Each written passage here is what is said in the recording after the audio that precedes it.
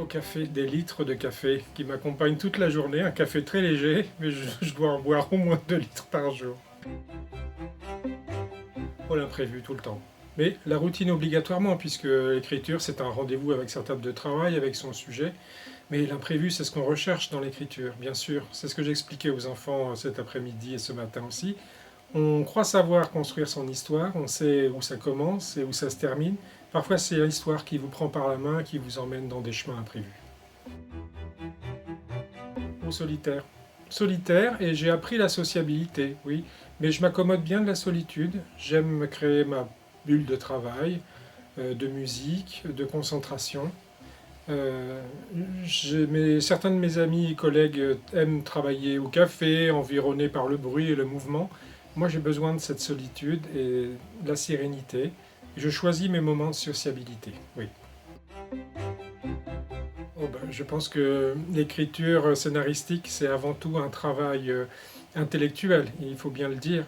Maintenant, j'apprécie évidemment le repos d'esprit qu'apporte le travail manuel pour lequel j'ai le plus grand respect.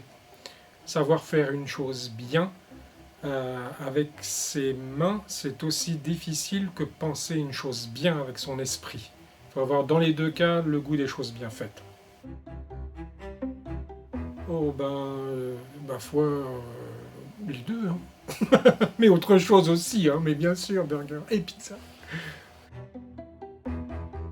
La mer. Alors, je crois que je ne pourrais pas vivre sans elle. Il faut que je nage. J'ai appris à nager, pour bien nager. Je nage en mer. Il m'est même arrivé, lorsque j'ai traversé l'Atlantique avec des amis à la voile, de nager au milieu de l'Atlantique pendant une journée de calme plat. Donc vraiment au beau milieu de l'Atlantique. C'est une sensation à la fois effrayante et formidable. Toujours à l'heure. C'est une frustration. J'aimerais savoir faire les deux. Je trouve que le chant, c'est vraiment un art merveilleux. Ça permet de communiquer si facilement, de déclencher des émotions si puissantes. Et la danse, mais quelle discipline merveilleuse. Je n'ai jamais eu le temps de m'y consacrer, peut-être dans une autre vie. Les deux sont indispensables, c'est ce que je raconte dans Le Roi Singe. Est-ce qu'il faut vivre chez soi, protégé de tout, créer son petit jardin parfait, ou est-ce qu'il faut partir à l'aventure au risque de tout perdre? Je pense qu'on a besoin des deux dans une existence. La campagne, indubitablement, j'ai essayé les deux. J'ai longtemps vécu à Paris, la ville est formidable, excitante et épuisante, mais j'avais besoin du contact de la nature. Ça fait partie de ma personnalité, et donc campagne, campagne. Mais sans regret, la ville a été un moment merveilleux. La plage, c'est lié à la mer. Je m'y ennuie jamais, il y a toujours quelque chose à voir. Je connais mal la montagne aussi, que j'ai découvert plus récemment avec des amis, et j'ai découvert le plaisir de la randonnée en montagne, dans les Pyrénées, et c'était absolument formidable, pas plus tard qu'il y a 2 ans. Oh, je crois que je suis assez gourmand. Je vous ai répondu burger et pizza, et j'aime les desserts. Oh, les deux saisons sont merveilleuses. C'est un plaisir de couleurs, d'atmosphère, de nuages. J'ai une nature assez contemplative et j'ai besoin des saisons. Je rentre d'un long voyage en Asie où il fait très très chaud, même en hiver, et j'avais besoin des changements de température de la Bretagne. Je ne pourrais pas vivre dans un pays où il fait constamment beau. Il me faut les saisons, le passage des saisons. Ça rythme la vie, je trouve.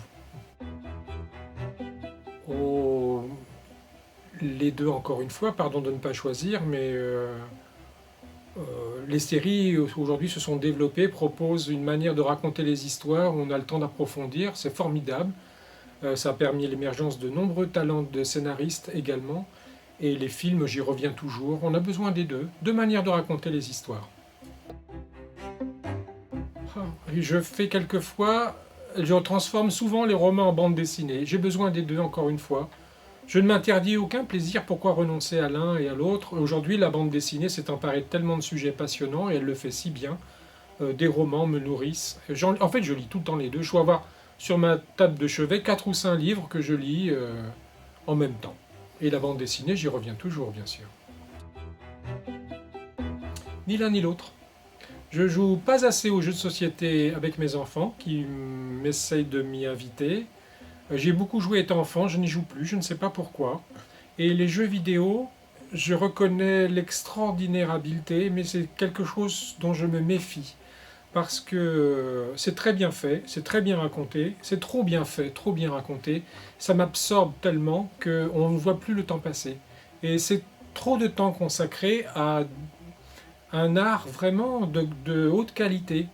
Mais je sais que quand je suis pris par un univers, je risque de m'y plonger totalement. Ça va trop m'absorber, donc je m'en méfie de ce point de vue-là. Mais j'applaudis la qualité du travail accompli. Ben, je suis parfois un peu bavard, on me pose des questions brèves et je fais des réponses longues.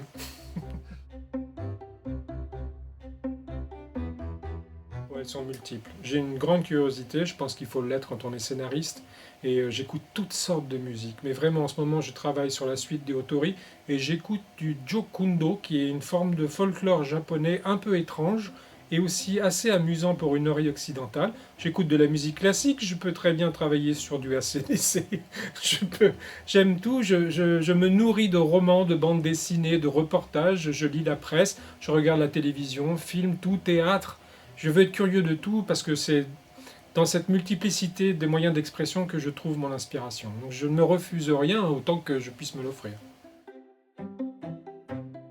Ça vous semblera peut-être pas original, mais quand j'ai démarré l'apprentissage du scénario, je l'ai appris dans le dessin animé et j'ai appris beaucoup en regardant Miyazaki et Takahata qui travaillaient ensemble. J'ai eu même la chance de travailler avec Isao Takahata. Et je ne saurais trop vous conseiller de voir les films de Miyazaki, de Isao Takahata. Pour moi, ce sont des modèles d'histoire qui dérogent beaucoup aux méthodes de récit occidentales. Il y a parfois des histoires absolument passionnantes sans aucun méchant. J'applaudis vraiment cette qualité de narration, le soin mis artisanal dans la qualité du dessin et le récit. Et j'ai beaucoup appris avec Monsieur Takahata pendant ce séminaire d'écriture que j'ai fait avec lui. Et je vous conseille Pompoko, je vous conseille Kiki la petite sorcière, Totoro, et même les choses un peu plus adultes comme Princesse Mononoke ou encore Le voyage de Chihiro. Pour moi, c'est une source d'inspiration. J'ai une fascination pour le Japon qui se retrouve dans mon travail en bande dessinée. Et vraiment, je ne saurais trop conseiller le visionnage et le revisionnage de ces merveilleux longs métrages. Et séries, puisqu'ils ont fait aussi de la série ensemble, Lupin et puis bien d'autres encore. Oh, oh.